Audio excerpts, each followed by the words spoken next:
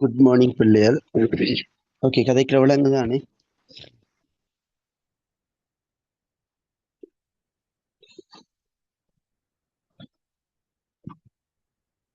பிள்ளைகள் உங்களுக்குரிய கிளாஸ்ல சிறுகதை பகுதிகளில் எது பிள்ளைகள் படிப்பிச்சிட்டேன்? ஏதாவது சிறுகதை பகுதி படிப்பிச்சிட்டேன்னா?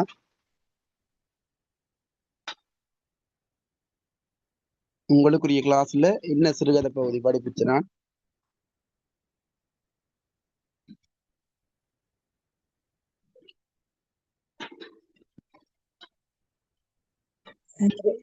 நெருக்கடி நெருக்கடி மட்டும்தான் படிப்பிச்சேன். அப்படி நெருக்கடி ஃபுல்லா வாசிச்சு கிளியர் பண்ணி ஃபுல்லா முடிச்சு நான் இல்லையே பிள்ளைகள்?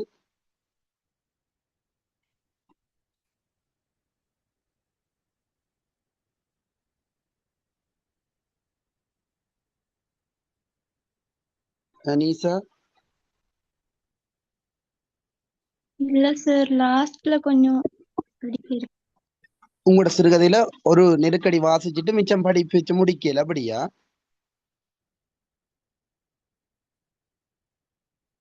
ஓ சார். சரி, வேற யாராவது ஷுவரா பிள்ளைகள் பார்த்து பாக்கி வந்தீங்களா? நெருக்கடி எதுவரை சொல்லி தந்து நான் வந்தாக்கள் சொல்லுங்க பிள்ளைகள், எதுவரை சொல்லி தந்து நான் நெருக்கடியில? நீ அடுத்தது நாங்க சங்க பாடல் முடிச்சிட்டோம். அடுத்தது முக்கியமானது படிப்பிச்சிட்டேன். அந்த கம்பராமணம் போய்கொண்டிருக்குது. அடுத்தது திருக்குறள் படிக்க சொல்லி சொன்னேன் நான். மற்றது அந்த சிறுகதைகள் நாடக நாவல்ல சிறுகதையில நெருக்கடி படிப்பிச்சுட்டு அப்படியே குறைய நிக்குது. கதையா சொன்னானா பிள்ளையால் வாசிச்சு வாசிச்சு விளங்கப்படுத்தினான ஒண்ட ஒண்ட வாச்சு வாச்சு.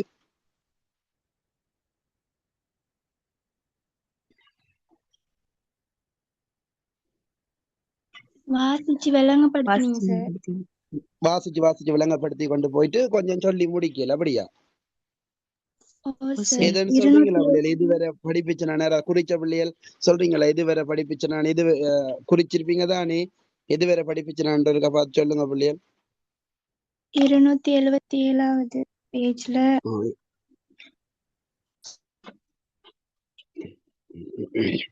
அடுத்த கிளாஸ்ல பிள்ளைகள் ஒரு இரு துயரம்ன்றது ஒரு வடிவா படிச்சு கொள்ளுங்க, வாசியுங்கோ. போ அதுகளை நீ சிறுகதைகளை படிச்சுட்டு அப்புறம் அங்கே செய்யுட் பகுதிகளுக்கு போவோம். அப்புறம் இந்தியால முன்னுக்கு மற்றது திருக்குறள் அல்லது யாருக்காவது ஒரு விளங்கப்படுத்தி விடணுமெண்டா கேளுங்கோ. திருக்குறள் பெரும்பாலும் படிச்சிருப்பீங்கன்னு நினைக்கிறேன். அப்படி ஏதாவது தெளிவில்லை அப்படின்னு கேட்டா நாங்க படிக்கிறதோடயே ஒரு மூண்டை முக்கியமானதெல்லாம் சொல்லி சொல்லி கொண்டு போய் தெளிவுபடுத்துறேன். யாருக்கா திருக்குறள் தெளிவுபடுத்தணுமெண்டா சொல்லுங்க பிள்ளைகளா.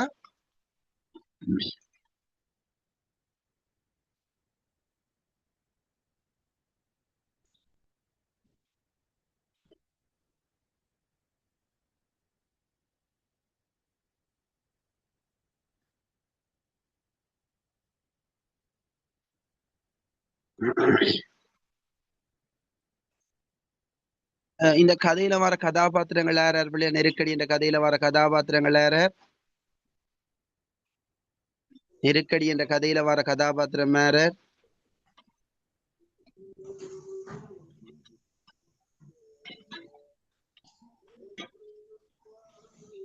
நெருக்கடி என்ற கதையில வர கதாபாத்திரம் யார?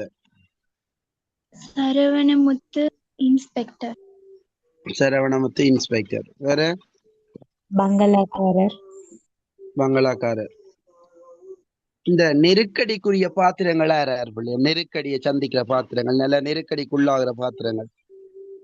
சரவணமுத்து இன்ஸ்பெக்டர். இன்ஸ்பெக்டர்.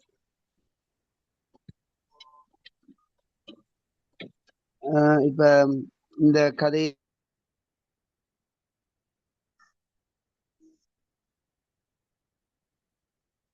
இப்படி ஒரு கேள்வி கேட்கிறாங்க.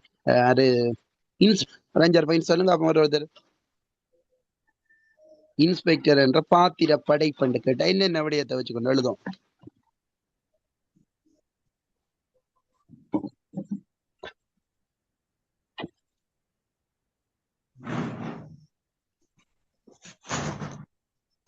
பிள்ளைகள் இதுல வரக்கூடிய கேள்விகள் எல்லாம் சொல்லிட்டேன் பிள்ளையால். எதுவரை இந்த கதை மட்டும் சொன்னான் பிள்ளையால். இதுல லாஸ்ட் 2 பக்கம் படிக்கிறது சார். படிக்கணும், அப்படியா?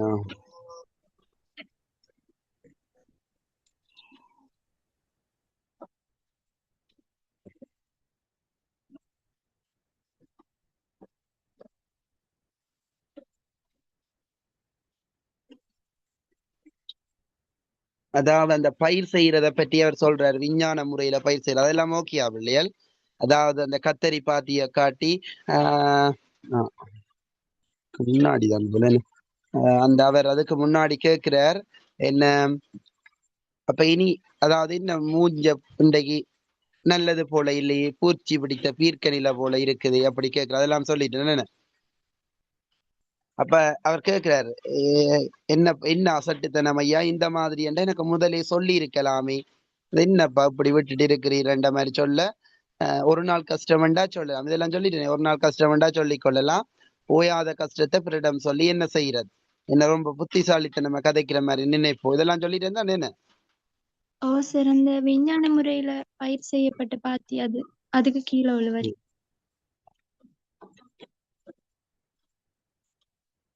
இவளும் சொல்லி தந்துட்டேன் என்ன. ஓ சார்.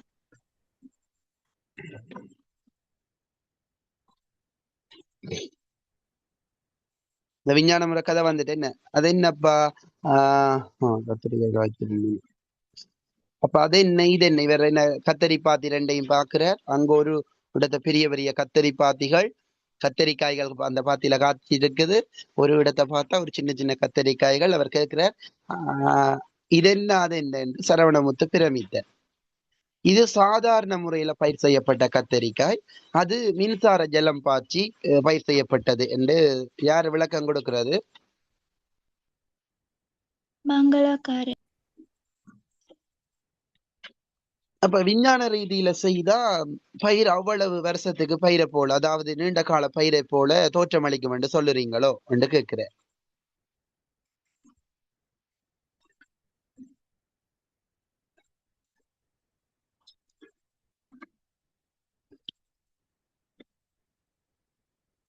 அந்த கவலையெல்லாம் உமக்கேன், நான் பயிரை காட்ட வேண்டியது என்ற பொறுப்பு, நீர் அப்பில போட வேண்டியது உம்மோட பொறுப்பு. அப்ப இவர் கேட்கிறார், அப்ப இன்ஸ்பெக்டர் பொய்யனாகி போயிடுவாரே, அப்ப நான் பயிர் இருக்கிற மாதிரி உருவாக்கினா இன்ஸ்பெக்டர் பொய்யனாகி போடுவார். இது என்னத்தை காட்டுது பிள்ளை, இந்த விட இந்த விஷயமே தான் காட்டுது, என்ன கேள்விக்குரிய விட என்னன்னு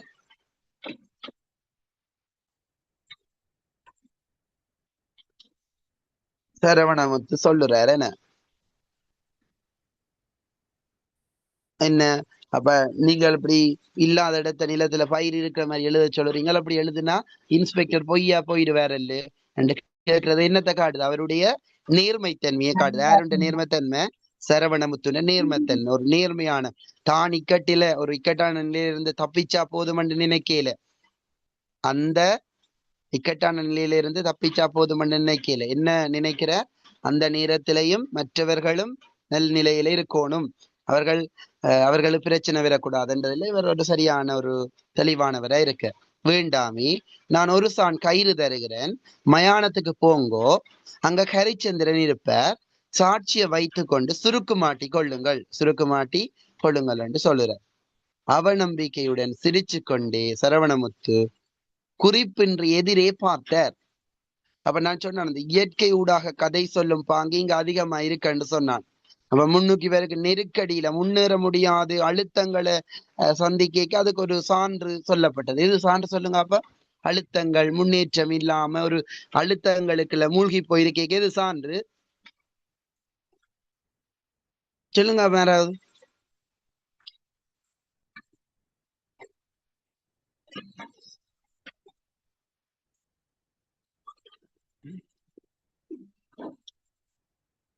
யாராவது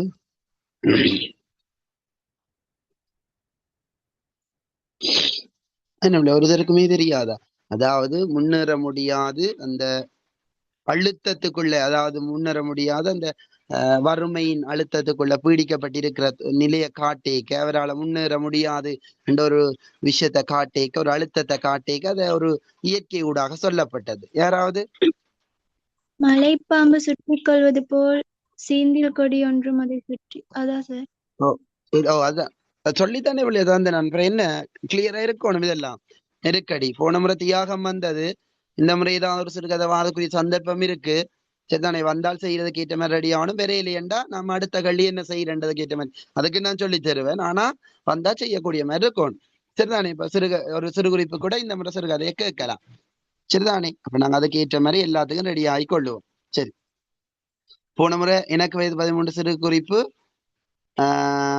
இது தியாகம் பெரிய கல்வி என்ன, அதுலயும் பார்த்து வச்சிருங்க எது வந்திருக்கு எது விரையில என்றதை பார்த்து வச்சு.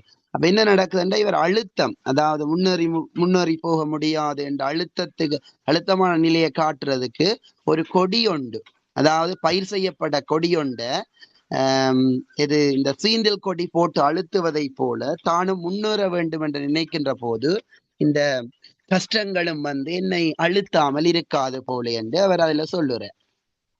சரி, அது அப்புறம் இங்க பாப்போம் என்னண்டா, அப்ப அவன் நம்பிக்கையோட அப்ப அவர் சொல்லுறார், அப்ப இனி என்ன யோசனை, அப்ப இன்ஸ்பெக்டர் பொய்யன் ஆகி விடுவானேன்னு சொல்ல, நான் வேண்டாம், நான் ஒரு சான் கயிறு தருகிறேன், மயானத்துக்கு போங்கோ, அங்க ஹரிச்சந்திரன் இருப்பார். ஹரிச்சந்திரன் இருப்பார். ஹரிச்சந்திரன் யாரு?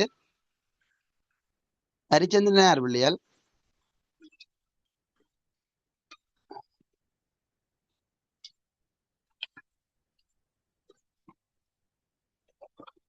ஹரிச்சந்திரன் என்றவர் அதாவது எப்போதுமே பொய் பேச மாட்டார், உண்மையை மட்டும் நிலைநாட்டக்கூடிய ஒருவராக இருக்கிறார். நீங்க பார்த்திருப்பீங்க சில நேரம்.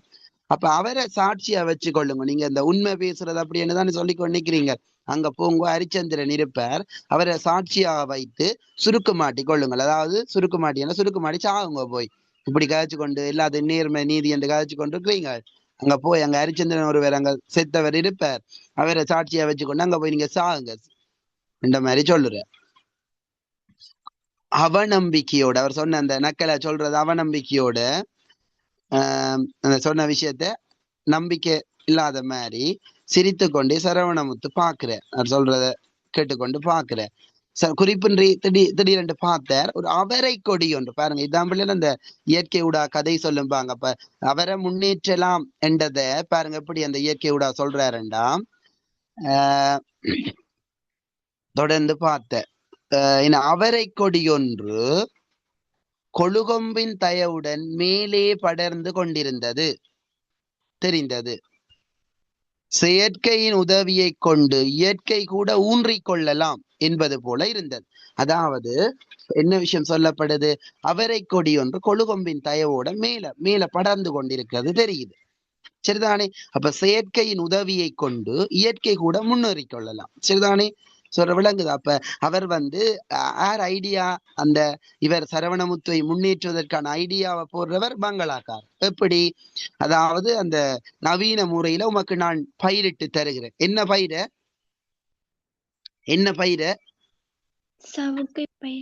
சவுக்கு பயிர.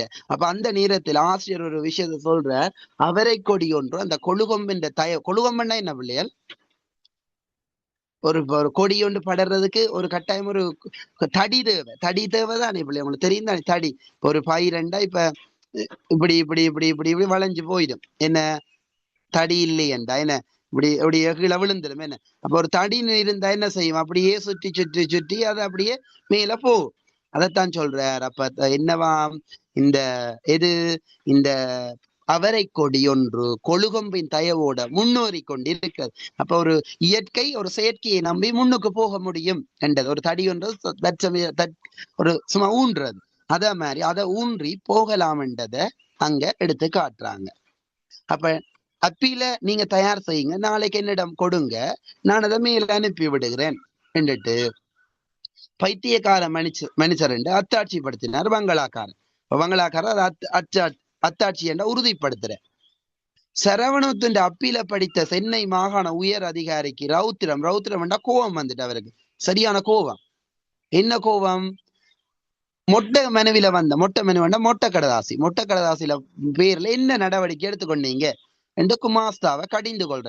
என்ன இது மொட்டை கடதாசி வந்திருக்கு, என்ன குமாஸ்தா யாருண்டா அப்படின்னு அந்த எழுது வினைஞர், அதாவது அந்த அவருக்கு அடுத்த அந்த எழுது வினைஞர் சொல்ல அந்த அந்த அவருக்கு அடுத்த நிலையில இருக்கிறவர் கடிந்து கொள்றார். சென்னை மாகாண உயர் அதிகாரி கடிந்து கொள்ற. இந்த மொட்டை மெனுவில வந்ததுக்கு என்ன செய்த நீங்கள்? குமாஸ்தா மறுத்து பேசாமல் இன்ஸ்பெக்டர் என்ற அறிக்கை எடுத்து கொண்டு போய் மேசையில வைக்கிறார். இங்க பாருங்க, அதை படித்த அதிகாரிக்கு குழப்பம். சவுக்கு பயிர் செய்யப்படவில்லை என்று செய்யப்பட்டிருக்கிறது என்று அப்பீல் போடப்பட்டிருக்கு. அப்பீல் என்றா என்ன பிள்ளைகள்? அப்பீல் மேன்முறையீடு. மேன்முறையீடு. அப்ப அப்பீல் போடப்பட்டிருக்கு, சவுக்கு பயிரிடப்பட்டிருக்கண்டு. இன்ஸ்பெக்டர் பயிர் செய்யப்படவில்லை என்று அறிக்கை அனுப்பி இருக்கிற. இதுல எது உண்மை? யாரடா என்ன ஒருத்தன் இல்லை என்றான், ஒருத்தன் இருக்கென்றான். அவருக்கு ஒன்றுமே விளங்கியில. அவரு கோவம்தான் வந்தது. கோபம்தான் அளவுக்கு மீறி வந்தது. உடனே ஸ்தலத்தை பார்வையிட்டு எனக்கு அறிக்கை தாங்கோ, என்ன நடந்தண்டு என்று தன் அந்தரங்க குமாஸ்தாவை கட்டளையிடுற. 3 நாளைக்குள் அறிக்கை வந்து விட்டது. 1 வருஷ சவுக்கு பயிர் ஸ்தலத்துல இருப்பதாக சொல்லப்பட்டது. அப்ப அங்க போய் பார்த்தா இன்ஸ்பெக்டர் போய் இந்த குமாஸ்தா போய் பார்த்து உறுதிப்படுத்திக் கொள்றார் அந்த இடத்துல சரவணமுத்து. இப்ப இன்ஸ்பெக்டர் பயிர் இல்லை என்று போட்டிருக்கிற, சரவணமுத்து அதுல பயிர் இருக்குன்னு போட்டிருக்கிற. சரவணமுத்து அங்க சவுக்கு பயிர் இருக்குது என்று போட்டதுக்கு காரணம் யாரு? பங்களாக்காரன். என்ன, நான் பயிரை உற்பத்தி செய்தாரு, நீங்க சவுக்கு இருக்கண்டு போடுங்கன்னு சொன்ன. அங்க வந்து பார்த்தா அங்க இன்ஸ்பெக்டர் இல்லையன்னு சொல்லி இருக்காரு. இங்க மொட்டை கடதாசியில மொட்டை கடதாசி விஷயம் எல்லாத்தையும் யோசிச்சு பார்த்தா இவரு குழப்பம். என்னடா இது உண்மை எது என்று கேட்டா, முதல் எடுப்பில அப்ப அங்க பயிர் இருக்கண்டு சொல்லப்பட்டிருக்கு, பயிர் இல்லையென்று சொல்லப்பட்டிருக்கு, மொட்டை கடதாசி விஷயம் வந்திருக்கு. எல்லாத்தையும் பார்த்து அவரு குழப்பம் வந்து குமாஸ்தா உறுதிப்படுத்துறார் அங்க பயிர் இருக்குது. முதல் எடுப்பில் அதிகாரிக்கு அவநம்பிக்கை வந்தது. யாரு? இன்ஸ்பெக்டர் மேல் அவநம்பிக்கை, ஒரு நம்பிக்கையற்ற தன்மை வந்துட்டது. என்னடாப்பா இப்படி பயிர் இருக்குதான், இவர் இல்லை என்று போட்டிருக்க. அவரை பற்றி காரியாலயத்துல உள்ள அந்தரங்க குறிப்புன்னா ரகசிய குறிப்புகள் எடுத்து பாக்குறேன். இலாகாண்டா அரச திணைக்களங்களை தான் பிள்ளைகள் இலாகான்னு சொல்ற. சரியா? இலாகாவில நேர்மைக்கு பெயர் பெற்றவர் என்று போட்டிருந்தது. யார் நேர்மையானவர்?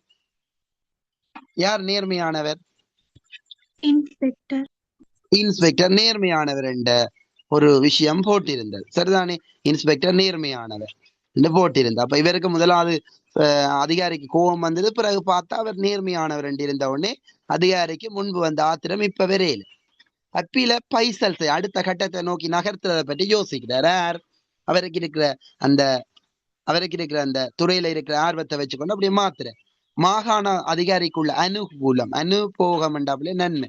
அவருக்கு இருக்க அந்த நன்மை, அவருக்கு இருக்கிற அந்த வரப்பிரசாதம் அப்படி என்ற மீனிங்ல வரும். அதாவது அவருக்கு இருக்கிற சலுகை, அந்த விஷயத்தை வச்சுக்கொண்டு எங்க போகும்? சரவணமுத்துவை வேலை நீக்கியது பிழை, பிசகு என்ற பிழை.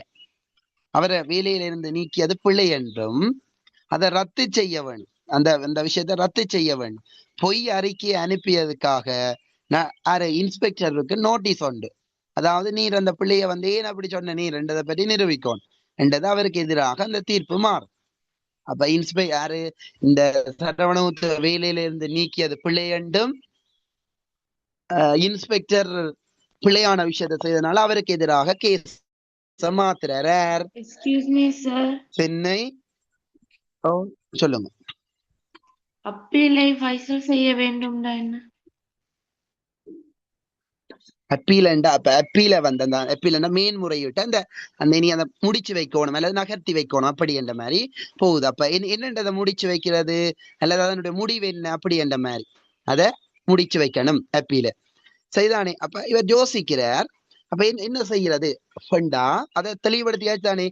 அத சரவணமுத்துவ நீக்கினது பிள்ளை என்றும் இன்ஸ்பெக்டருக்கு எதிராக ஒரு நோட்டீஸை மாத்தி விடுவோம் என்ற மாதிரி யோசிக்கிறார். சரிதானே? அப்ப ஒழுங்கு நடவடிக்கை சம்பந்தமான நோட்டீஸ் கிடைக்க பெற்றதும் யார் திடுக்கிட்டு போனார்? அந்த பிரச்சனை கேஸ் வந்த அப்ப ஒழுங்கு நடவடிக்கை இன்ஸ்பெக்டர் திடுக்கிட்டு போட்ட. தாம் பார்த்தது பொய் என்றோ ஸ்தலத்துல மாறாட்டம் உண்டாகி விட்டது என்றோ அவருக்கு சந்தேகம் இல்லை. அப்ப எது உண்மை எது பொய் என்றதில் அவர் ஏன் இது என்னடா இது ஒன்றுமே விளங்கியது, இது என்னடா பயிர் இல்லாத இடத்த பயிர் இருக்குது என்று அவருக்கு ஒன்றும் புரியல. மறுபடியும் என்ன சவுக்கு ஸ்தலத்தை வந்து பாக்குறாரு. இது என்ன குழப்பமா கிடக்கு, பயிர் இல்லை என்று போட்டு அவன் இருக்குன்னு போட்டிருக்க. அவரே சொன்னது இல்லை, நான் ஒன்றும் பயிரிடையில என்று இடமெல்லாம் பார்த்தது என்ன இது தெளிவில்லாம கிட. மறுபடியும் சவுக்கு ஸ்தலத்தை பார்வையிட்டார். அங்க போய் பார்த்தா கட்டாந்தரியாக இருந்த இடத்திலே எல்லாம் செழுமையாக அந்த சவுக்குகள் வளர்ந்திருந்தது. அங்கிருந்து நேரடியாக சரவணமுத்துக்கு வீட்டுக்கு போற. இது என்னப்பா செப்படி வித்த கட்டாந்தரியா இருந்த இடத்திலே எல்லாம் 2 மாதத்துக்குள் பயிரை ஏற்றி விட்டீர். அப்ப 2 மாதத்துக்குள்ள பயிரை உற்பத்தி செய்திருக்கிறார். யாரு? ஒரு வருஷ பயிர், ஒரு வருஷம் இருக்க வேண்டிய பயிரை 2 மாதத்துக்குள்ள நவீன முறையில பயிரை உற்பத்தி செய்து விட்டார். யாரு? இந்த பங்களாக்காரர். அவருக்கு பயிரை உற்பத்தி செய்து கொடுத்திருக்கிறார். என்னப்பா கட்டாந்தரையா இருந்த இடமெல்லாம் பயிரை உருவாக்கி விட்டீரே, எனக்கும் ஆபத்தை கொடுத்துட்டீரே என்று சொல்ல அவர் உண்மையை சொல்றார். அந்த பக்கத்துல இருக்கிற பங்களாக்காரர் நான் பிழைக்கிறதுக்காக செய்து கொடுத்த வழிதான் அது என்று சரவணமுத்து விவரத்தை கூறினார். இன்ஸ்பெக்டருக்கு வியப்பு. திடீரென்று அப்ப தியச்சு போய் என்னடாப்பா இப்படி செய்து போட்டாரு, நீ யாருக்கு கேஸ்? எனக்கு தானே கேஸ். அப்ப வேற விதமா திடீரென்று வேறு திக்கை நோக்கி திரும்பிட்டு அவருடைய அந்த ஐடியா அவர் யோசிக்கிறார், வேற மாதிரி யோசிக்கிறார். ஒழுங்கு நடவடிக்கைகளை உண்மையை அம்பலப்படுத்தி பதில் எழுதி வைக்க வேண்டியது அவசியம் தானா என்ற கேள்வி அவருக்கு பிறந்தது. அப்ப என்னன்னா, இந்த செய்யப்பட்டது அப்ப ஏன் நீர் அந்த பிள்ளையா சொன்ன நீர் அதை பற்றி அவர் விளக்கம் சொல்லணும். அப்ப அவர் சொல்ல வேண்டிய விளக்கம் என்ன? ஒரு வருட பயிரை, ஒரு வருடம் உருவாக்க வேண்டிய பயிரை அவர் உருவாக்காமல் விட்டுவிட்டு உருவாக்கையில ஒரு 2 மாதத்துக்கு முன்னர் தான் நவீன முறைகளை பயன்படுத்தி இந்த சவுக்கு பயிரை பயிரிட்டிருக்கிறார் என்று யார் சொல்ல முடியும்? இன்ஸ்பெக்டர் சொல்ல முடிஞ்ச. யாருக்கு கேஸ் வரும்? யாருக்கு பிரச்சனை வரும்? பிரச்சனை வரும். இப்படி ஒரு திருட்டு வேலை, அதாவது என்ன, ஒரு நேர்மை இல்லாத செயற்பாட்டை செய்கிறார். அதாவது அரசாங்கம் ஒரு வருஷம் பயிரிடுறதுக்கு மாசம் மாசம் காசை கொடுத்து அந்த அவருக்கு அந்த பயிரிடுறதுக்கான உதவியை அந்த காசை கொடுத்து அவரை செய்து கொண்டிருந்தாலும் இவர் இப்படி ஒரு பிழையான முறையில பயிர் செய்யப்பட்டது, இது ஒரு அரசாங்கத்துக்கு எதிரான ஒரு குற்றம். அதனால அவரை அடுத்த கட்டம் அவரை வேலையிலிருந்து நீக்கலாம், அடுத்த கட்டத்தை நோக்கி நகர்த்தலாம். ஆனா இவர் யோசிக்கிறார், ஒழுங்கு நடவடிக்கைகள் சம்பந்தமாக அம்பலப்படுத்தி பதில் எழுதி வைக்க வேண்டியது அவசியம்தானா என்று யோசிக்கிறார். என்ன? அதாவது இந்த விடயத்தை பற்றி கேள்வி மனதில் பிறந்தது. குழந்தைகளோ தமக்கு இல்லை. உத்தியோகத்துறையில ஓய்வு பெறும் காலம் நெருங்கி கொண்டு வருகிறது. காலம் நெருங்கி வருகிறது. ஸ்தலத்தை பார்வையிட்டதில் ஏதோ மாறாட்டம். அப்ப எனக்கு தான் வயசு போட்டது, எனக்கு மாறாட்டம், நான் மாறி பார்த்துட்டேன், ஏற்பட்டிருக்க கூடும் என்று சமாதானம் கூறினால் ஓய்வெடுத்துக் கொள்ளும்படிதானே என்ன சொல்ல போயினோம். இந்த போலீஸ்காரர் நினைக்கிறார், இன்ஸ்பெக்டர் நினைக்கிறார், நான் தான் இந்த ஸ்தலத்தை போய் பார்த்ததுல மாறி பார்த்துட்டேன், அவற்றை சரவணமுத்துள்ள நிலத்தை பார்க்கறது பதில வேற எங்கேயோ போய் பார்த்துட்டு இல்லை என்று சொல்லிட்டேன், அங்க அவற்றை நிலத்துல பயிர் இருக்குது என்றுட்டு அவரை காப்பாத்தி விடுவோம் என்று யோசிக்கிறேன். ஸ்தலத்தை பார்வையிட்டதுல ஏதோ மாறாட்டம் என்றா மாறுபட்டு இருக்கு, மாறு சில இந்த மாறாட்டம் தெரியும் தான் எல்லாரும். மாறாட்டம் நான் தான் அந்த அப்படி வயசு போனதால அந்த மாறி பார்த்துட்டேன், அதைத்தான் மாறாட்டம் வயசு தடுமாற்றம் இருக்கும் என்ற மாதிரி சொல்றேன். சரிதான், ஏற்பட்டிருக்க கூடும் என்று சமாதானம் கூறினார். என்ன செய்ய போயினோம்? என்ன ஓய்வெடுக்கத்தானே சொல்ல போயினோம். இன்ஸ்பெக்டர் யோசிக்கிறேன், நான் தான் போய் பார்த்ததுல மாறி பார்த்துட்டேன், வயசு போட்டுத்தானே என்று சொல்லி போட்டு, அப்ப நான் தான் மாறி பார்த்துட்டு அவற்றை நிலத்துல பயிர் இருந்திருக்குது என்று சொல்லி போட்டு, அப்ப என்ன நான் அப்படி சொன்னா என்ன செய்ய போயினோம்? என்ன நீங்க இனி வயசு போட்டு ஓய்வெடுத்துக் கொள்ளுங்கன்னு தானே சொல்ல போயினோம். வேற என்ன சொல்ல போயினோம்? என்ன நிகழ்ந்து விட போகுது என்று குருட்டுத்தனமை நம்பிக்கொண்டு இன்ஸ்பெக்டர் சரவணமுத்துவை பார்த்து சொல்லுறார், உமக்கு பங்களாக்காரர் விளக்கேற்றி வைத்தீர் என்று சொன்னீங்க தானே. அதாவது விளக்கேற்றி வைத்தாருங்கள்டா, அதாவது அவர் தானே உங்களோட வாழ்க்கைக்கு ஒளியை கொடுத்தவர். உம்மோட வாழ்க்கையை, ஒரு இருள்மயமா இருந்த வாழ்க்கையை ஒளியேற்றி விட்டவர் யாரு? இந்த சரவணமுத்து. எப்படி ஒளியேற்றி விட்டவர்? என்ன செய்து ஒளியேற்றி விட்டவர்?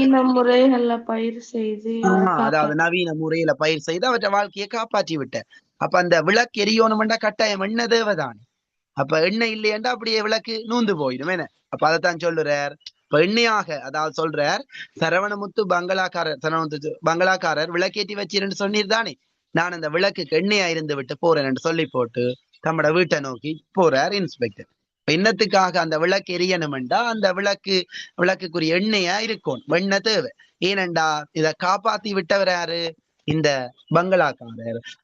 அந்த அந்த செயற்பாட்டை இவரும் காப்பாத்தி விட்டார். அப்படியே தொடர்ச்சியாக என்ன செய்யும், அது பிரச்சனை இல்லாமல் போகும். அப்ப அவர் சொல்றார், இவர் அப்படி ஒழுங்கு நடவடிக்கை சம்பந்தமான விளக்கங்களை தெளிவாக போட்டு இவருக்கு எதிராக பிரச்சனையை கூட ஏற்படுத்தலாம். ஏன்? தனக்கு பிரச்சனை வரப்போகுது என்றதுனால பிரச்சனையா ஏற்படுத்தலாம். அப்படி அதாவது இவர் ஒரு நவீன முறையில பயிர் செய்யப்பட்டவர், இவருக்கு என்ன பிரச்சனை வரப்போகுதுன்றதை கூட அவர் பெருசா யோசிக்கல. இனி என்ன, எனக்கு ஓய்வெடுக்கிற காலம் வருது, நான் தான் மாறி பார்த்துட்டேன் என்று சொல்லி விடுவோம் என்று சொல்லி போட்டு சொல்றாரு உமக்கு விளக்கேற்றி வச்சாருன்னு சொன்னீதானே, அந்த விளக்கு எரியறதுக்கு நான் எண்ணெயா இருந்து விட்டு போறேன்னு சொல்லி போட்டு அதோட அவர் போறேன் சொன்னது விளங்கிட்டா பிள்ளையா? கிளியரா? இதுல நெருக்கடியில கேள்வி தந்தனானா சொல்லிட்டேன் அப்படியே, நெருக்கடியில கேள்விகள் வரக்கூடியதுகள் இல்ல சார். சொல்லல. ஓகே, முதலாவது கேள்வி போடுங்க. முதலாவது ஆம், ஆசிரியர் யாருன்னு பாருங்க. முதல்ல ஆசிரியர், நான் அதுக்கு பிடிஎஃப் போட்டு விடுறேன். ஆசிரியர், முதலாவது ஆசிரியர். அடுத்த கதைக்களம். ஆசிரியர் யாருன்னு தெரியும், சும்மா போடுங்க ஆசிரியர் பேரு.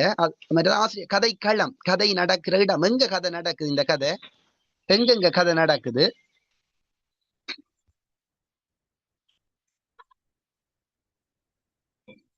கதைக்களம் எங்க கதை நடக்குது பிள்ளைகள்? எந்த இடத்த கதை நடக்குது? சரவணமுத்தோட வீட்லயும் சரவணமுத்துல பங்களாக்காரர் வீட்டு பங்களாக்காரத்தை வீட்டையும் தான் கதை நடக்குதுன்னு. சரிதானே? அடுத்தது மற்றது இந்த கதாபாத்திரங்கள். அடுத்தது நோட் பண்ணுங்க. கதாபாத்திரங்கள் கதாபாத்திரங்கள் சரிதானே? அது தெரியும் தானே? கதாபாத்திரங்கள் யார் யாரு? மூன்று பிரதான கதாபாத்திரம் மெயினா சரவணமுத்து, அடுத்தது யாரு? அதை விட மற்றது யாரு? அந்த சின்ன சின்ன கதாபாத்திரங்கள் அந்த இடையிலக்குல வருது. இந்த பிள்ளைகள் பற்றி சொல்லப்படுது. அடுத்தது இந்த சென்னை மாகாண அதிகாரி, குமாஸ்தா, அப்படி என்றெல்லாம் சொல்லப்படுது. ஆனா இவ மூன்று பேரையும் வச்சுக்கொண்டு தான் போகுது. இதுல அடுத்த கேள்வி கேட்பாங்க பிள்ளைகள், பாத்திர படைப்பு. இந்த பாத்திர படைப்புன்னு கேட்டா ஒவ்வொருத்தரை பற்றியும் நீங்க படிச்சு வச்சிருக்கோம். பாத்திர படைப்பு, அவர்கள பாத்திரங்கள், இயல்புகள், குணப்பண்புகள், இப்படியானதுல பத்தி பார்க்கணும். பாத்திர படைப்புன்னு கேட்பாங்க. சரிதானே? அடுத்த நோட் பண்ணிக்கொள்ளுங்க. பாத்திர படைப்பு பண்ணிட்டு மூன்று பேரையும் போட்டு விடுங்க. இன்ஸ்பெக்டர், பங்களாக்கார,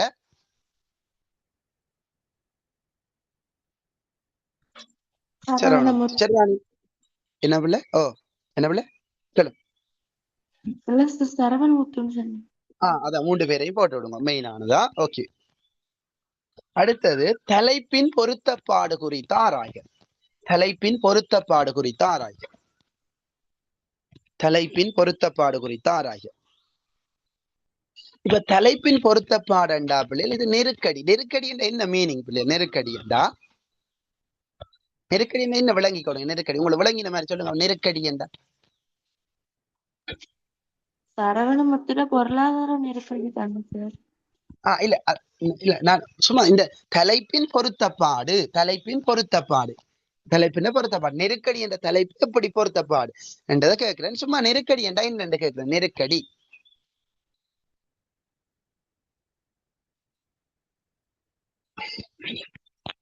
நெருக்கடி என்றா பிள்ளைகள் ஒரு செய்ய முடியாது, என்ன செய்யறதுன்றே தெரிய முடியாத ஒரு நிலையத்தான் பிள்ளைகள் நெருக்கடி என்று சொல்லு. என்ன செய்ய போறேன், ஐயோ எனக்கு இப்படி அழுத்தமா இருக்கு, என்ன செய்ய போறேன் அண்டது. அப்ப இவருக்கு நெருக்கடியை சந்திக்கிற பாத்திரங்கள் இங்க ரெண்டு நபர்கள் நெருக்கடியை சந்திக்கிறார்கள். யார் யார் நெருக்கடியை சந்திக்கிற கதாபாத்திரங்கள்? ரெண்டு பேர். சரவணமுத்து, சரவணமுத்து எப்படி நெருக்கடியை சந்திக்கிறாரண்டா, அரசாங்கத்தினுடைய காசுகள் எல்லாத்தையும் எடுத்து, அரசாங்கம் கொடுத்த காசுகளை எல்லாம் எடுத்து பயிர் செய்யாம விட்டுட்டு அந்த குறித்த காலத்துக்குள்ள பயிரை அந்த என்ன செய்யற, அதனால வர விளைவுகள் அவர் நெருக்கடி செய்யறார். என்ன செய்யறதுன்னு தெரியாத ஒரு நிலை. ஏன்? தன்னுடைய வறுமை காரணமாக அரசாங்கத்தினுடைய காசுகளை எல்லாம் எடுத்து தன்னுடைய வறுமைக்காக செலவழிச்சு போட்டு அடுத்த கட்டம் பயிர் உருவாக்க முடியாத நெருக்கடியை சந்திக்கிறார். ரோம் தானே? அது கிளியர் தானே?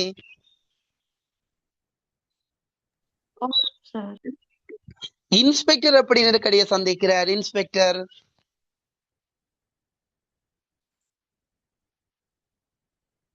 இன்ஸ்பெக்டர் அங்க வந்து பாக்குறாரு எல்லாம் பயிர் இருக்கா என்ன, ஒருக்கா திரும்ப ஒருக்கா பாப்போம், இந்த நிலத்துல பயிர் செய்யப்பட்டிருக்குன்னு சொல்லி திரும்ப வந்து பாக்குறாரு தானே. அங்க வந்து பாக்க பயிர் இருந்த உடனே அவருக்கு வாரது நெருக்கடி. என்ன செய்ய போறேன், அடுத்த கட்டம் எப்படி, என்ன செய்ய போறேன், எனக்கு எதிராக பிரச்சனை வரப்போகுது இந்த உடனே அவர் சந்திக்கிறதும் நெருக்கடி. ரெண்டு நெருக்கடியும் விளங்கிட்டோம் இல்லையா தெளிவ? ரெண்டு விஷயத்துல ரெண்டு நபர் நெருக்கடி சந்திக்கணும். ஒன்று அரசாங்க காசை எடுத்து போட்டு பயிர் உருவாக்காம துன்பப்படுகின்ற அந்த நெருக்கடியை சந்திக்கிற சரவணமுத்துவும், அடுத்தது சவுக்கு பயிர் செய்யப்படவில்லை என்றதை குறித்த பிறகு, இல்லை என்று அறிவித்த பிறகு அந்த இடத்திற்கு வந்து பார்த்த போது அங்கே சவுக்கு பயிர் இருந்தமையால் இன்ஸ்பெக்டர் எதிர்கொள்ற நெருக்கடி. அப்ப ரெண்டு விஷயத்தையும் வச்சுக்கொண்டு நெருக்கடியை பற்றி சொல்லணும். இது கிளியர் தானே? யாருக்கா தெளிவில் என்ன கேளுங்கோ? இந்த ரெண்டு விடயமும் தான் நெருக்கடிக்குரியது. அப்ப தலைப்பின் பொருத்தப்பாடு என்று கேட்கலாம், அல்லது நெருக்கடியை சந்திக்கின்ற நபர்களும் அவர்கள் நெருக்கடிக்குரிய காரணங்கள் குறித்து மாறாய்கண்டா இந்த ரெண்டு விஷயத்தையும் வச்சுக்கொண்டு எழுதுவீங்க. ஓகே தானே?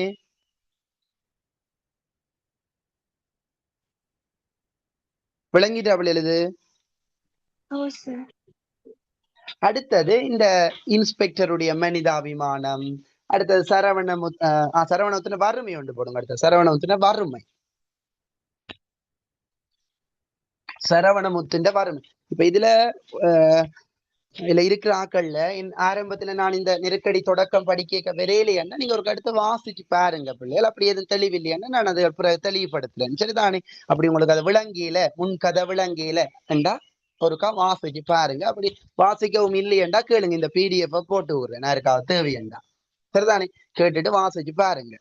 அந்த பக்கத்தை பிரிண்ட் எடுத்து வச்சுட்டு வாசிச்சா நல்ல அப்படி வாசிக்க குறிச்சு பாருங்க. ஏனண்டா கேள்விகள் வரலாம். சரிதானே? சரவணத்துல வறுமை எப்படி வறுமை வெளிப்படுத்தப்படுதுன்னா நிறைய இடங்கள்ல வெளிப்படுத்தப்படுது. கதை தொடக்கத்திலேயே அந்த பிள்ளைகள உடையின்மையும் அந்த வறுமையை காட்டுது. அப்படி என்றெல்லாம் சொல்லப்படுது. என்ன அதாவது இந்த பிள்ளைகள உடையின்மை, முரணான பதில்கள். என்ன முரணான பதில்கள் என்றா, கொண்டு வந்து அப்பா இருக்கிறார ஒன்று இன்ஸ்பெக்டர் வந்து கொண்டு வந்து சொல்லுது அப்பா இல்லையன்னுது, இன்னொன்று அப்பா இருக்கன்னுது. அப்ப இந்த முரணான பதில்கள் கூட என்னத்தை காட்டுது அவங்களோட வறுமையை காட்டுது. சரிதானே? அப்படியான விஷயங்கள். அதுல மற்ற இன்ஸ்பெக்டர் வந்திருக்காருன்னு சொன்ன உடனே அவர் வாரார், ஓடி போய் இன்ஸ்பெக்டரோட கழிச்சு கொண்டு ஒரு பிள்ளை வந்து அப்பா இல்லையன்னுது, ஒரு பிள்ளை வந்து சொல்லுது அப்பா இருக்கிறாருண்டு. அப்ப சொன்ன உடனே என்ன நடக்குது? சொன்ன உடனே ஒரு பிள்ளை என்ன அவர் அலங்கோலமாக ஓடிவாரார். அப்ப அந்த அலங்கோலம் என்ற விட என்னதை காட்டுதுண்டா இந்த வறுமையை காட்டு. சரிதானே? அப்படியான விடயங்கள் வறுமையை காட்டுது. சரிதானே? அதுக்கு பிறகு வேற கேள்வி எப்படி கேட்பாங்களா பிள்ளைகள்? வேற வேற வேற வேற வேற மனிதாபிமானம். ரெண்டு பேர்ட்ட மனிதாபிமானத்தை இங்க கேட்பாங்களா? ரெண்டு பேர் ரெண்டு பேர் பிள்ளைகள் மனிதாபிமானம். இன்ஸ்பெக்டரும் பங்களாக்காரரும். பங்களாக்கார் ரெண்டு பேருடைய நல்ல குணம். மற்றது இதுல பிள்ளைகள் நல்ல படிப்பினைகள்னு கேட்கக்கூடிய மாதிரி இருக்கு. நிறைய நல்ல குணங்களை கொண்டவர்கள், நல்ல விஷயங்கள் எல்லாம் இதுல இருக்கு. அதை வச்சு கொண்டு கூட கேட்கலாம். நீர் கற்றுக்கொள்ளும் படிப்பினைகள்னு கேட்கலாம். அப்ப சரவணம் இன்ஸ்பெக்டர் இன்ஸ்பெக்டர் ஒன்று, ரெண்டாவது இந்த இன்ஸ்பெக்டர் பங்களாக்கார் அவர்களுடைய நல்லுள்ளங்கள் அல்ல நல்ல குணங்கள் அல்லது அந்த மனிதாபிமானமான விஷயங்கள் என்றா எதை சொல்லுவீங்க? ஒரு இன்ஸ்பெக்டருடைய மனிதாபிமானம் எப்படி வெளிப்படுது சொல்லுங்க அப்ப. இன்ஸ்பெக்டருடைய மனிதாபிமானம் எப்படி வெளிப்படுது?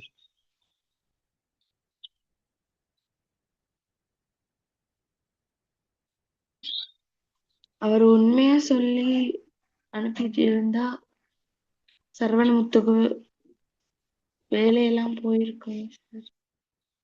அப்ப அதாவது என்ன, அவர் ஒன்று வந்து சரவணத்தை காப்பாத்தணும் என்று நினைக்கிறார். நான் பிள்ளையான ஆளா இருந்தாலும் பரவாயில்லை, நான் மற்றவன ஒரு மனிதாபிமானம் என்றா என்ன பிள்ளை, ஒரு நல்ல குணம், ஒரு ஒரு ஒரு மற்றவங்களுடைய நிலையை புரிஞ்சு கொள்றது ஒரு மனிதாபிமானம் என்றதுக்கு நாம பார்த்துக்கொள்ளலாம். ஒரு நல்ல குணங்கள், இரக்க குணம், அன்பு, பாசம், பண்பு அப்படியானதுல சொல்லிக்கொள்ளலாம். மற்றவர்களுக்கு உதவுறது, மற்றவங்களுக்கு அப்படியான விஷயம். இதுல வந்து அவர் தனக்கு பிரச்சனை வந்தாலும் பரவாயில்லை, யார் காப்பாற்றப்படணும் என்றதுல நினைக்கிறார்? சரவணமுத்தை காப்பாற்றி விடணும் என்றது அவருடைய மனிதாபிமானம் உண்டு. இன்ஸ்பெக்டருடைய மனிதாபிமானம் என்ன? அப்ப அந்த அவர் சொன்ன விஷயம் தான் பார்த்தது பிள்ளை, நான் தான் மாறி பார்த்துட்டேன், அந்த இடத்துல பயிர் இருந்திருக்குது, நான் மாறி பார்த்துட்டேன் என்ற அந்த பிள்ளைய அந்த அது அவர் பிள்ளை இல்லை என்ன, அவர் சரியா சொன்னவர். அப்ப அந்த பிள்ளை அந்த உண்மை விடயம் அறிஞ்சா பிறகு என்ன அங்க பயிர் செய்யப்படவில்லை, ஒரு பிழையான முறையில், அதாவது நவீன முறையில பயிர் செய்யப்பட்ட என்ற விடயத்தை அறிஞ்ச போதும் அந்த பிள்ளைய சரவணமுத்துவில சாட்டாம, அப்படி சரவணத்தின் பிள்ளைய சுட்டி காட்டாம என்ன செய்யறார்? அவரை காப்பாற்றி விடுவது அவருடைய மனிதாபிமானத்தை காட்டு. சொல்ற விளங்குதா பிள்ளைகள்? அப்ப அவர் நல்ல நிலைக்கு வரணும் என்றதுல இவர் அக்கறையா இருக்கிறார். அப்ப அது அவருடைய மனிதாபிமானம். மற்ற இன்னொரு இடத்தையும் சொல்லப்படுது இன்ஸ்பெக்டருடைய மனிதாபிமானம். சொல்லுங்க ஆபம் பிள்ளைகள், இன்னொரு இடத்தை எங்க விளங்குது மனிதாபிமானம்? 14 நாள் அவகாசம் கொடுக்கிறது பயிர் செய்யாத போது. அந்த கால அவகாசம் கொடுக்கிறார். என்ன பிள்ளைகள்? கால அவகாசம். அதுல கொடுக்க ஒரு கிழமை கேட்டதுக்கு இவர் எத்தனை நாள் கொடுக்கிற? 2 கிழமை. நான் 15 நாட்கள் தருகிறேன், அதற்குள்ள பயிரை உற்பத்தி செய்ய விட முடியுமா உம்மால என்று கேட்கிறேன். அப்ப நான் ஒரு கிழமையில 2 கிழமை தாரேன், அதுக்குள்ள பயிரை உற்பத்தி செய்து விட முடியுமா என்று கேட்கிறார் இன்ஸ்பெக்டர். அப்ப இது என்னத்தை காட்டுது? அவருடைய மனிதாபிமானமான குணத்தை காட்டுது, நல்ல குணத்தை காட்டுது. ஓகே தானே பிள்ளைகள்? இன்ஸ்பெக்டருடைய மனிதாபிமானத்தை 2 விஷயத்த சொல்லலாம். ஒன்று வந்து கால அவகாசம் கொடுக்கிறது தானே, அது ஒரு பாயிண்ட்ஸ். மற்றது சரவணமுத்தினுடைய பிழையை சுட்டி காட்டாது அவருடைய எதிர்கால நல்ல நிலைக்கு வர வேண்டும் என்பதனால் தன்னுடைய பிழை, அவருடைய பிழையை தன்னுடைய பிழையாக ஏற்றுக்கொண்டமை, அது மனிதாபிமானம். சரிதானே பிள்ளைகள்? 2 விடயம் ஓகேயா? நோட் பண்ணிக்கொள்ளுங்க. அடுத்த பங்களாக்காரட்ட மனிதாபிமானம் என்றா என்ன பிள்ளைகள்?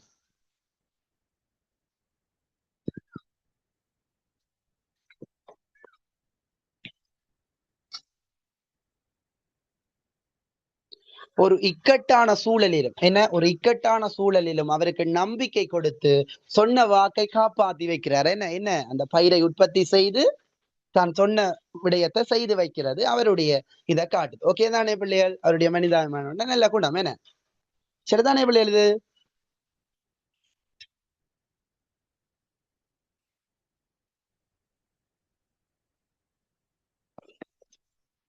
இதுல வச்சுக்கொண்டு எழுதினீங்கன்னா சரி. பாருங்க பிள்ளைகள், 2 தடவை வந்திருக்குது. இது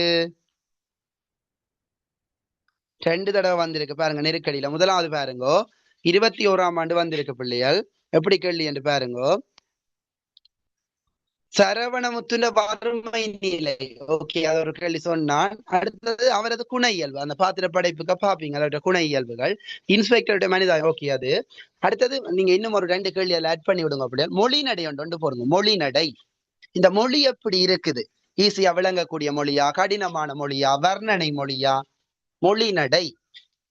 நீங்க இதுக்கெல்லாம் ரெடி ஆகணும். நான் நோட்ஸ் போடுவேன், ரெடி ஆகணுமா? இது என்ன சொல்லப்படுது, இதுல எப்படி கேள்வி வரும்? கேள்வி அவ்வளவுதான். நான் சொல்ற கேள்வியை பாத்தீங்கன்னா சரி. மொழி நடை. சரியா?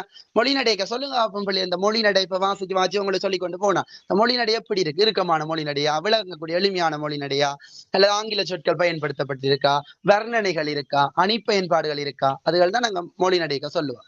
சரியா? அதுகளை வச்சுக்கொண்டு சொல்லணும் பிள்ளையா. சரியா? மொழி நடை ஓகே தானே? விளங்கித்தானே?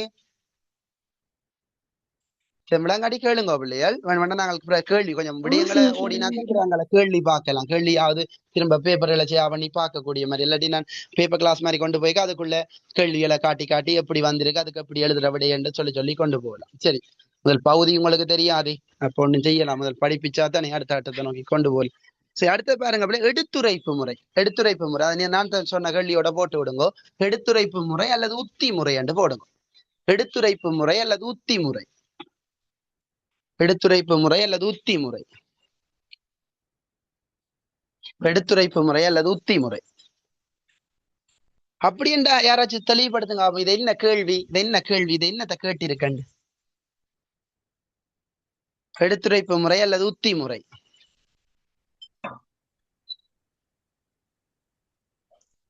கதையை விளக்குறதுக்கு பயன்படுத்தப்பட்ட உத்திகள். இந்த ஐடியாவல், அந்த கதையை நகர்த்தி கொண்டு போறதுக்கு அவர் என்னென்ன ஐடியாவில கையாளுற கொண்டு வந்து எளிய மொழி நடையும் அது ஒரு ஐடியா தான் பிள்ளை. சரிதான்? குறைந்த கதாபாத்திரங்களை வைத்து கதையை நகர்த்தி செல்லுதல், இது ஒரு பாயிண்ட்ஸா வரும். அதுக்கு குறைந்த கதாபாத்திரங்களை பயன்படுத்தி கதையை நகர்த்தி செல்லுதல். இயற்கையின் ஊடாக கதை சொல்லும் பாங்கு, இயற்கை ஊடாக விடயங்களை தெளிவுபடுத்துதல். இதுக்கு எதை உதாரணம் சொல்லுவீங்க? இயற்கை ஊடாக விடயங்களை தெளிவுபடுத்தி கொண்டு அல்ல கதையை நகர்த்தி கொண்டு செல்லுதல். ஒரு இறுக்கமான நிலையை காட்டுறார் இயற்கை ஊடாக, ஒரு முன்னேற்றமான நிலையை காட்டுறார் இயற்கை ஊடாக. சொல்லுங்க எங்க இறுக்கமான நிலை? அதாவது ஒரு என்னன்னு சொல்ற இறுக்கமான நிலையண்டா, அதாவது என்ன, ஒரு துன்ப நிலையை காட்டுறதுக்கா? எப்படி காட்டுற துன்ப நிலைய?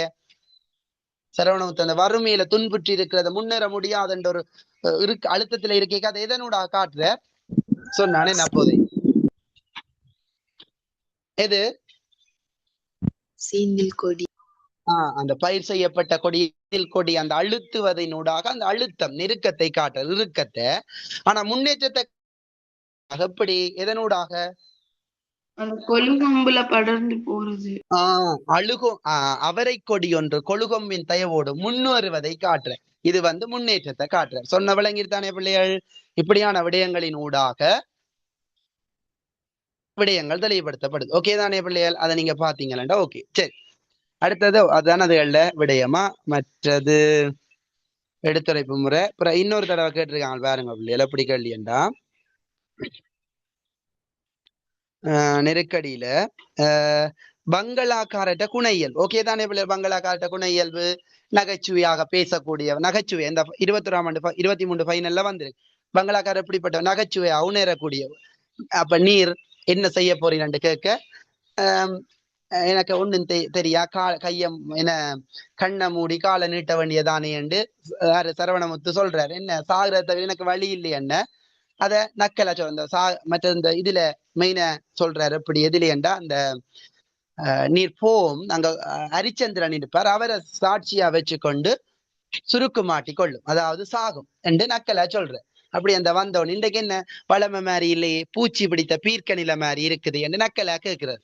அப்படியான விஷயங்களை அவருடைய நகைச்சுவையாக உரையாடக்கூடிய மனிதாபிமான பண்பு கொண்டவர், என் நிலைக்கும் மற்றவர்களை காப்பாற்றுவதற்காக எந்த நிலைக்கும் செல்லக்கூடியவர். அப்படியான விஷயங்களை சொல்லலாம். சரிதானே? வேற என்ன, வேற ஒன்று சொல்லுங்க. மாகாண அதிகாரி பாத்திர படைப்புக்கு வராதா? அது பெருசா நீங்க சொல்லலாம், வேணுமெண்டா சொல்லலாம் பிள்ளைகள். பாத்திர படைப்பு சும்மா போட்டு விடுங்க. அது மெயினானது. அது ஒரு கதாபாத்திரம் இல்லாம சும்மா அந்த கதைக்குள்ள பிரச்சனை இல்லை, போடுறா போடுங்க பிள்ளை, பிரச்சனை இல்லையா? பாத்திர பண்பு பாத்திர படைப்பு கேட்க மாட்டாங்க, சும்மா கதாபாத்திரத்துல வரையும் சொல்லலாம், பிரச்சனை இல்லையா? சரி சரி. அப்ப பாருங்க பிள்ளைகள், அடுத்த சூழலை விவரிப்பதில் ஆசிரியர் காட்டும் திறன். சூழலை விவரிச்சு கொண்டு போறதுக்கு. சூழல் என்ன தெரியும் தானே?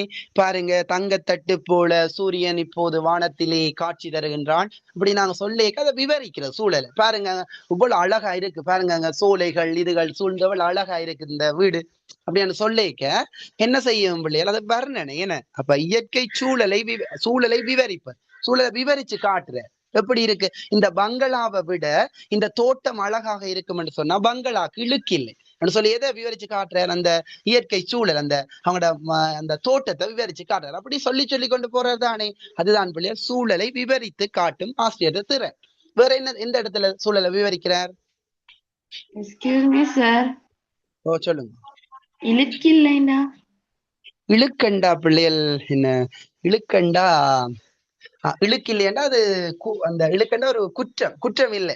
அதை விட இது பெருசா இருக்கும் என்று சொன்னா அது இழுக்கில்லை. அந்த வேர்ட் அங்க அப்படித்தான் கையாளப்பட்டிருக்கு. அது ஒரு பிழை இல்லை என்ற மாதிரி சொல்லப்படுது. அதாவது இந்த பங்களாவை விட இந்த தோட்டம் பெரிதாக இருக்குமெண்டா பங்களாக்கு இழுக்கில்லையண்டா பங்களாக்கு ஒரு குறை இல்லை என்ற. ஏனென்றா வீட்டை விடமா அந்த அவங்களோட வீட்டை விட எது பெருசா இருக்குது அங்க பங்களாக்காரட்ட வீட்டை?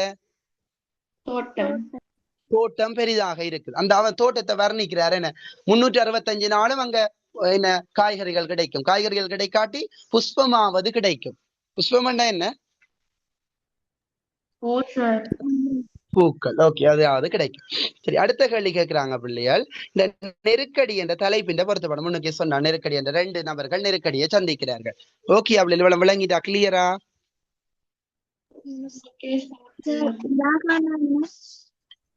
விளங்கல பிள்ளை? இலாஹானா என்ன?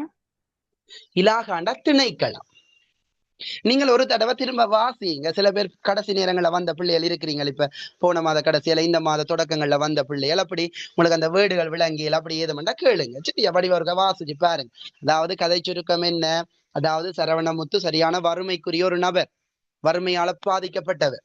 அவருடைய வேலை என்னன்னா சவுக்கு பயிரிடுதல். அரசாங்கம் கொடுக்கின்ற காசை வாங்கி கொண்டு சவுக்கு பயிரிடுதல் எங்க? அரசாங்க நிலத்தில். அப்ப அவர் என்ன செய்யறாருண்டா, படிக்க நான் தொடக்கம் படிப்பிக்க விரையில என்றாக்கள் ஒரு டிக் பண்ணி காட்டுங்க. தொடக்கம் படிப்பிக்க நான் விரையில, எனக்கு அது இந்த கதை தெரியாது என்றாக்கள்.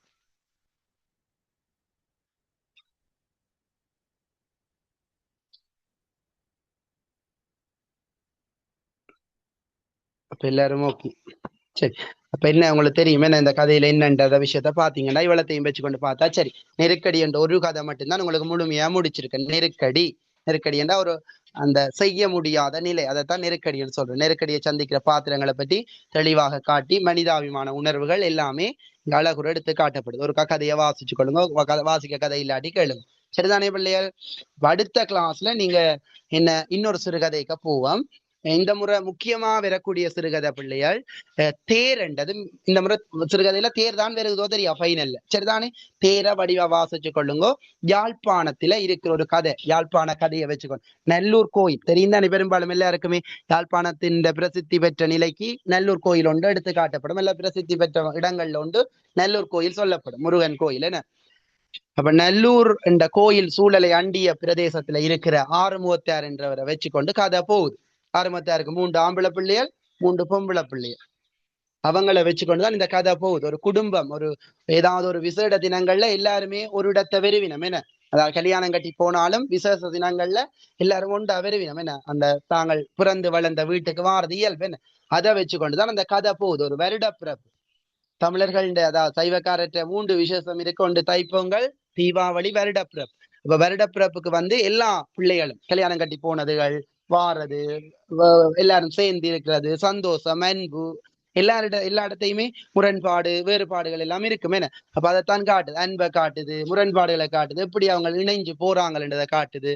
அப்படியான விஷயங்களை சொல்ற மாதிரி அமையப்பெற்ற கதை தான் தேர். இந்த முறை ஃபைனல்ல வரக்கூடிய பகுதி, அதை நாங்க வடிவா படிக்கணும். அதுதான் வேலைக்கே சொல்லி இருக்கேன். ஒருக்கா படிச்சு போட்டு வாங்க. உங்களோட அந்த நோட்ஸ் போற கிளாஸ்ல தேர் அடுத்த ஞாயிற்றுக்கிழமை பார்ப்போம். சரிதான்? அதுக்கு பிறகு இந்த இடைக்குள்ள பேப்பர் கிளாஸ் வரும் 2, அதுல என்னென்ன படிக்கிறேன்றதை பார்த்துக்கொள்ளும். சரிதானே பிள்ளைகள்?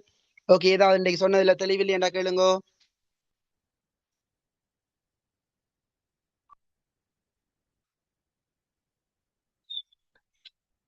Thank you sir. ஓகே பிள்ளைகள், இதோட முடிப்போம். நெருக்கடிய ஒருக்கா வாசிச்சு கொள்ளுங்கோ. வாசிச்சு ஒவ்வொரு சொல்ல வாசிச்சு விஷயத்தை விளங்கி கொள்ளுங்கோ. பெறாதாக்கள் யாராவது இருந்தா தெளிவில்லையண்டா வாசிச்சு கொள்ளுங்க. அப்படி எதுவும் தெளிவில்லையண்டா கேளுங்கோ. மற்றது தேரை பார்த்து கொள்ளுங்க. சரிதானே பிள்ளைகள்? மிச்சத்தை நம்ம அடுத்த கிளாஸ்ல பார்ப்போம். ஓகே பிள்ளைகளா? தேரை வாசிச்சு கொண்டு வாங்க அடுத்த கிளாஸ்ல. சரி, ஓகே பிள்ளை.